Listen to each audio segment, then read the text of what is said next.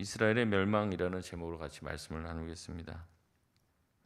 오늘 본문은 북이스라엘의 멸망을 보여주는 본문입니다. 크게 세 부분으로 나눠지는데 먼저는 1절에서 4절까지의 말씀입니다. 북이스라엘의 마지막 왕인 호세아의 통치에 관한 내용입니다. 호세아는 북이스라엘의 마지막 왕이었습니다. 호세아 선지자와는 다릅니다. 헷갈리지 마시고요. 이 호세아 왕은 앞서 베가 왕을 암살하고 아수르를 등에 업고 왕이 되었습니다. 아수르는 그 지역의 신흥 강자였고 아수르의 성장의 기세는 대단했습니다. 누구도 아수르를 거스를 수 없는 상황이었죠. 호세아 왕이 9년간 다스렸는데 그 다스림에 대한 평가는 2절의 말씀과 같습니다. 우리 2절 말씀 같이 읽겠습니다. 시작.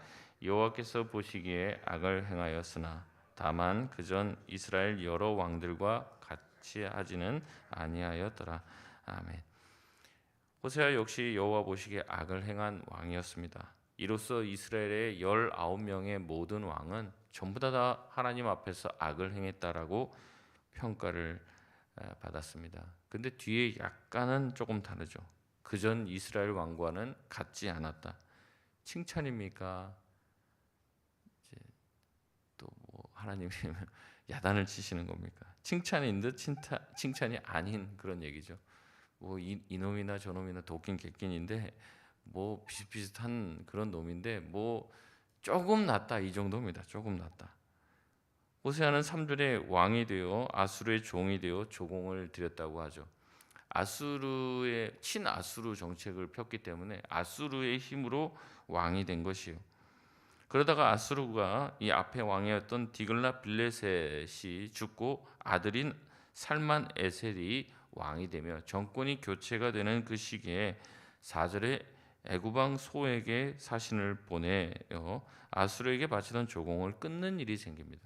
아마 아수르를 등에 업고 왕이 됐지만 아수르가 요구하는 그런 조공이 아마 굉장히 무거웠고 또 자기도 이제는 한 나라의 왕이 됐잖아요. 그러니까 이제 아수르에서 벗어나고자 했는데 이제 아수르에서 벗어나고자 애굽 왕한테 이제 사신을 보내고 애굽 왕에게 도움을 요청하는 거예요. 그래서 애굽의 힘을 빌어서 아수르에서부터 벗어나려고 했습니다. 그러나 애굽은 이 호세아의 손을 잡지 못하게 됐죠. 거리상으로도 굉장히 멀리 떨어져 있고 충분히 도와줄 여력이 되지 않았던 것 같습니다. 그래서 이 호세아가 아수르와의 관계를 끊고 이 애굽과의 관계를 맺으려고 하는 이러한 상황 판단으로 말미암아 이 북이스라엘이 완전히 멸망하는 결정적인 이유가 되게 된다는 거죠. 그 전에는 조금 달랐습니다. 북이스라엘이 뭔가 하나님 보시기에 악을 행하여 그래서 이제 주변의 외세의 침략을 받고 아람 왕의 공격을 받으면 그제서야 우상 숭배를 버리고 어떻게 했습니까? 하나님께 나아갔잖아요. 하나님께 도움을 구하고 하나님의 선지자의 도움을 구했습니다. 그렇게 되면 하나님은 못 이기는 척 그들을 도와주셨죠. 왜 그랬습니까? 그들을 사랑하셨고 그들과 맺은 아브라함과 이삭과 야곱과 했던 언약을 기억하시고 그들을 도와주셨죠. 그러나 호세아는 이 아수르의 압박에 못 이겨서 하나님을 찾은 게 아니라 누구를 찾았습니까? 애굽을 찾은 것입니다. 이것이 하나님 보시기에 악을 행한 것이죠. 그래서 하나님은 그냥 내비둡니다. 그냥. 그러니까 하나님이 크게 뭘 치고 그러시는 게 아니에요. 그냥 그렇게 하면 그냥 내비두는 거예요.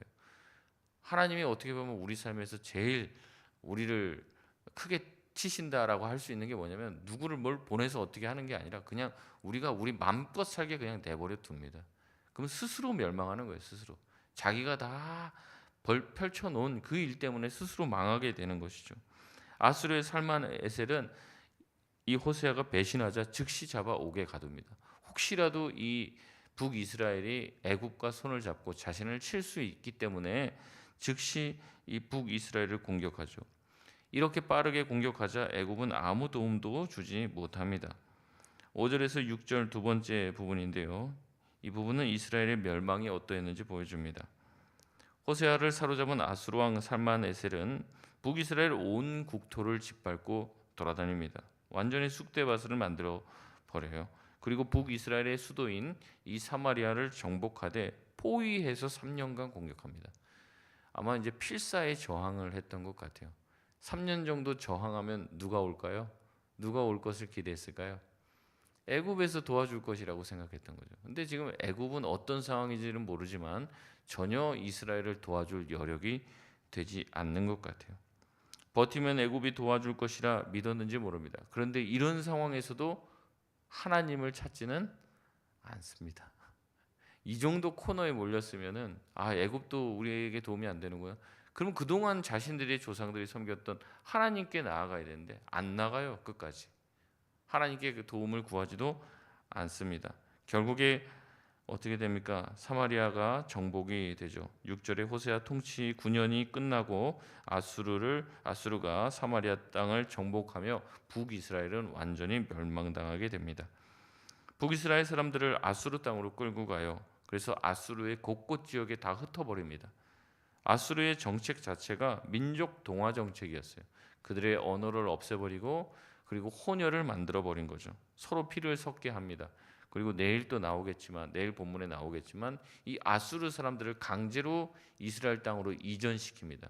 그래서 우상도 가지고 오게 하고 종교와 민족성을 다 섞어버려서 그들로 하여금 민족 정체성과 또 그들이 섬기던 하나님에 대해서 잃어버리게 만드는 것이죠.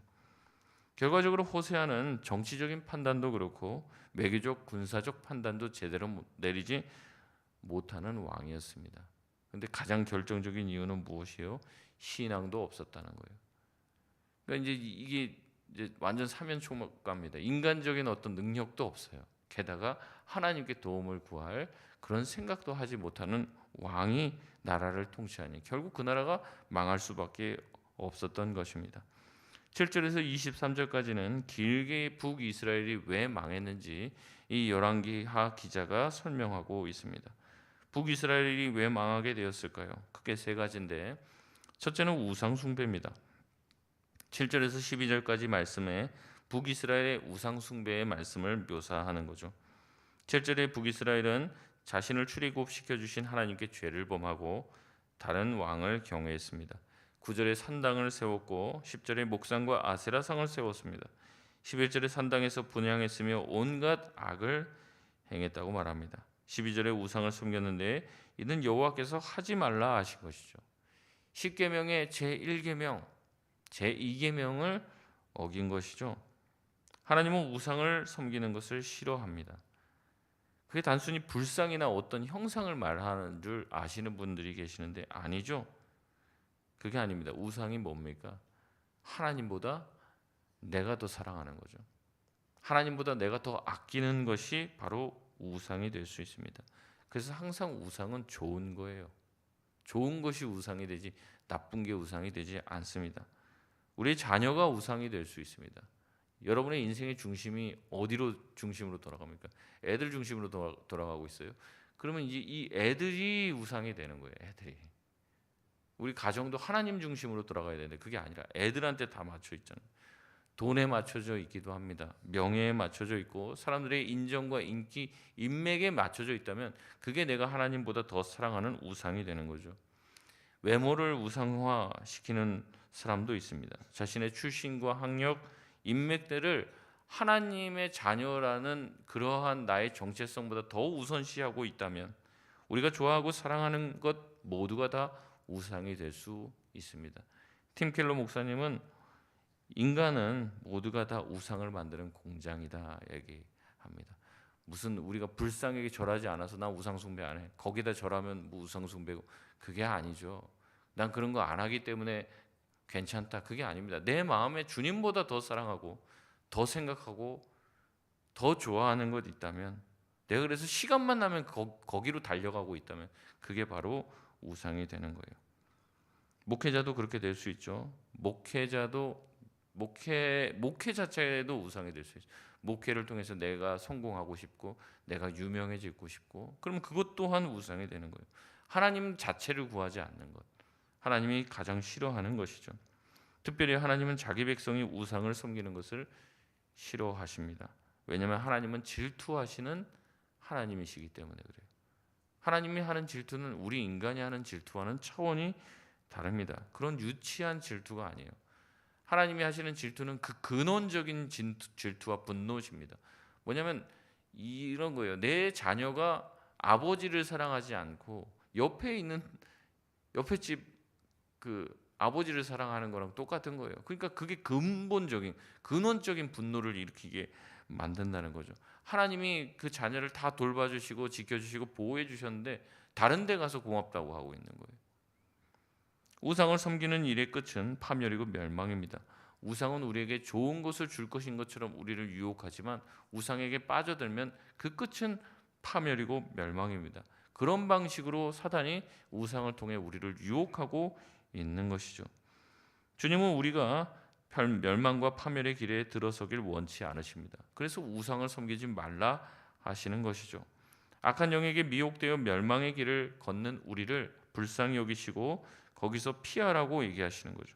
그런데도 어리석게 계속 그 우상에게 빠져가기 때문에 하나님이 분노하시는 거예요. 둘째로 북이스라엘이 멸망한 이유는 불순종입니다. 13절에서 18절까지의 내용인데 13절에 하나님은 선견자와 선지자를 통해서 그들에게 경고하시고 말씀하셨습니다. 명령하시고 율법대로 행하라고 말씀하셨습니다. 그러나 14절에 그들은 어떻게 했습니까? 듣지 않았죠. 목을 곧게 했다라고 얘기합니다. 하나님께 고개를 숙이지 않았다는 거예요. 믿지 않았다고 얘기합니다. 그들 자신의 주장만을 했다고 이야기하죠. 15절에 하나님께서 경고하신 말씀을 듣지 않고 버렸습니다. 따르지 말라고 한 것을 따랐다고 얘기하죠. 16절에도 우상 숭배의 말씀이 쭉 나옵니다. 뭐 송아지를 만들었고 아세라 목상을 만들고 하늘의 1월 성신을 경배하고 바알을 섬겼다고 이야기하죠. 17절에 어떻게 합니까? 자기 자녀를 불 가운데로 지나게, 불 가운데 그냥 지나가게 해라, 이게 아니라 자기 자식을 불태워서 인신 제사를 드렸는데 이게 이방인들이 하던 풍습이었다는 거죠. 그걸 그대로 행하는 거예요. 그러니까 이게 뭐냐면 이제 우리도 비슷할 수 있습니다. 자기가 많이 희생을 하면, 큰 희생을 하고 큰 거를 갖다 바치면 어때요? 그 신이 거기에 감복해서 뭔가를 들어줄 거라는 이런 생각인데 하나님은 절대 그렇게 하지 말라고 했거든요. 근데 우리도 신앙생활을 그렇게 할 수 있습니다. 내가 뭔가를, 내 중요한 거를 하나님께 드리면 내가 그토록 받아왔던 뭔가를 하나님이 들어줄 것이라고 생각하고 그걸 드린다?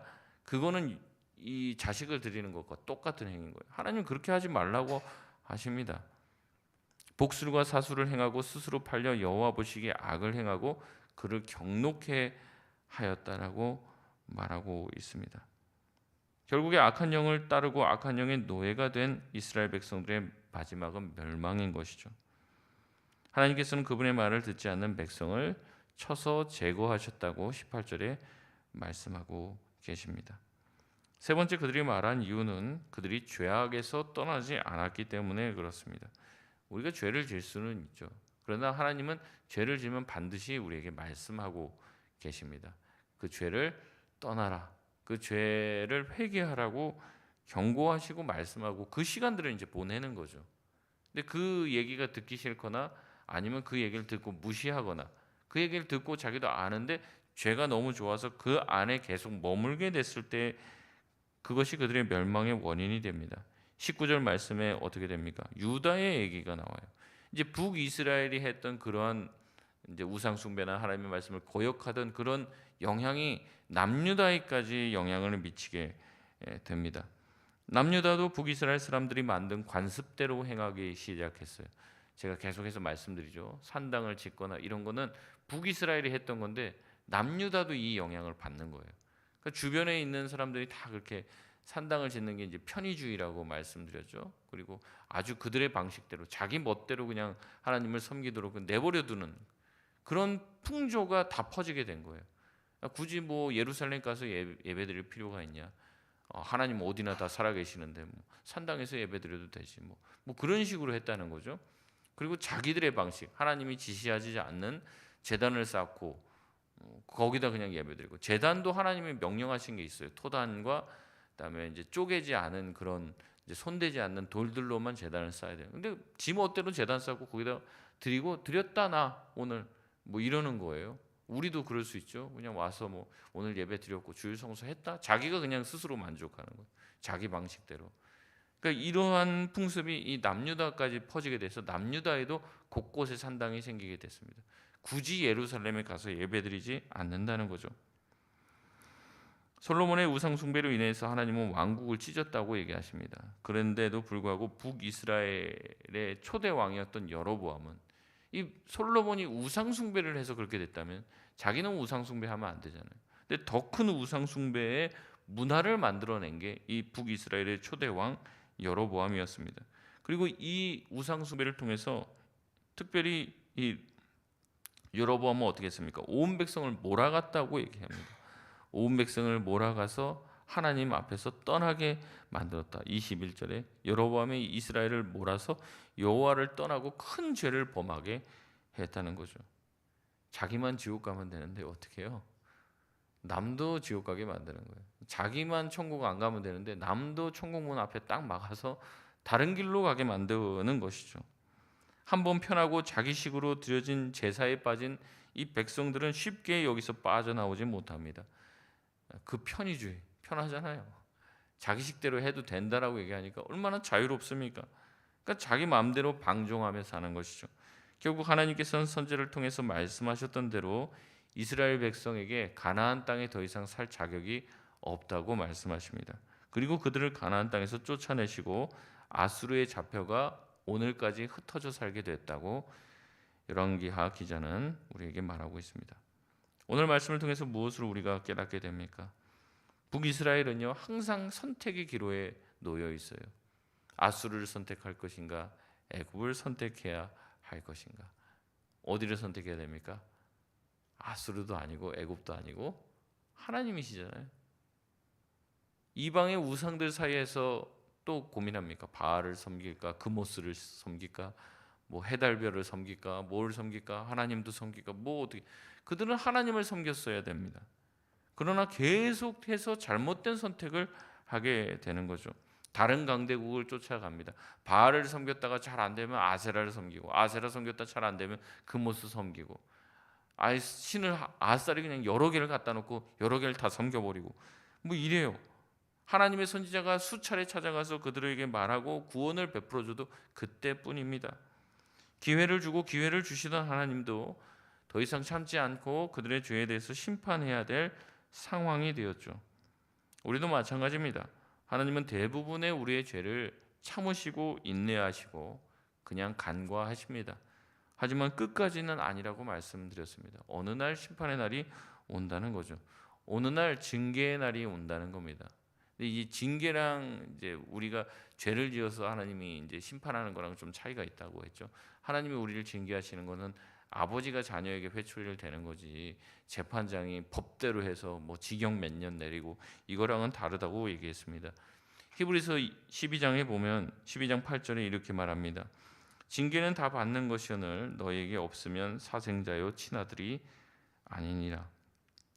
11절에 이렇게 얘기합니다. 무릇 징계가 당시에는 즐거워 보이지 않고 슬퍼 보이나 후에 그로 말미암아 연단받은 자들은 의와 평강의 열매를 맺느니라. 아멘.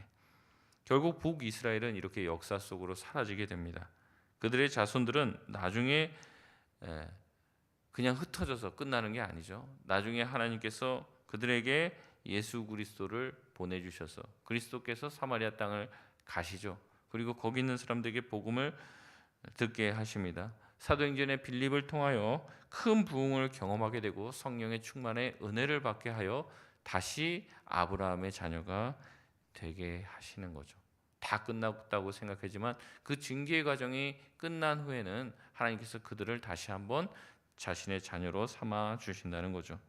말씀을 맺겠습니다. 불순종으로 시작해서 불순종으로 끝나버린 북이스라엘의 역사는 참으로 안타깝습니다.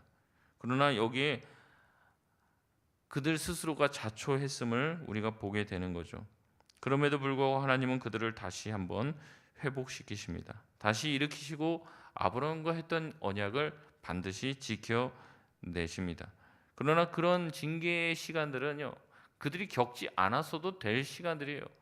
그들이 죄를 범하고 우상숭배를 하지 않았다면 평탄하게 갈 수 있었지만 그들이 하나님을 떠났기 때문에 어쩔 수 없이 당한 징계였습니다.